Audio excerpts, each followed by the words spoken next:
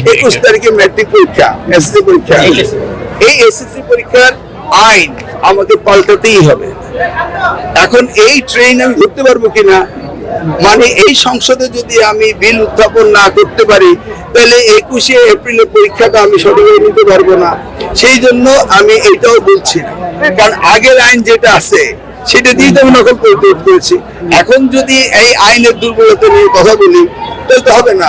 অতএব আমি এই এসএসসি পরীক্ষা, পাবলিক পরীক্ষা এক্সামিনেশন অ্যাক্ট 1980 যেটা শহীদ রাষ্ট্রপতি জিয়া রহমান করেছিলেন, সেই পাবলিক পরীক্ষা অ্যাক্ট 1980 পরিবর্তন আনার চেষ্টা করছি।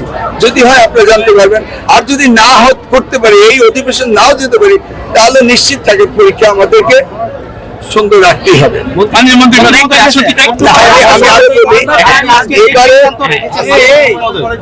আরো বলি, আগামী এসএসসি পরীক্ষাতে এই যে আপনারা আজকে মিটিং করতে পারি না, সবাই একসাথে দাঁড়ায় যায়।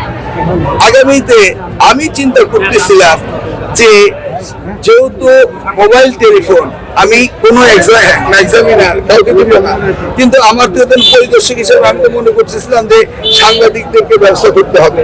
কিন্তু আপনি যদি একত্রে 20 জন ঢোকেন তাহলে তো এটা নিয়ে আবার চিন্তা করতে হবে। কথা বুঝতে পেরেছেন? এই জন্য সকলের ডিসিপ্লিন দরকার। আপনারা কোচুয়া হচ্ছে মডেল। আপনারা আমার কোচুয়ায় যদি পরীক্ষা পরিদর্শন করতে চান তাহলে আপনারা প্রেস ক্লাব বসে আমাকে লিস্ট দিবেন। আমি প্রতিটা কেন্দ্রে 2 জন করে 1 জন করে আমি পাঠানোর ব্যবস্থা করব, যেন যারা নকল করে, যারা অন্যায় করে, তারা যেন আপনাদের এই সাংবাদিকদের একটু ভয়ও পায়। কিন্তু একসাথে যদি 15 জন একজন হবে, একটা বিষয় সেগুলি আপনাদের চিন্তা করতে হবে।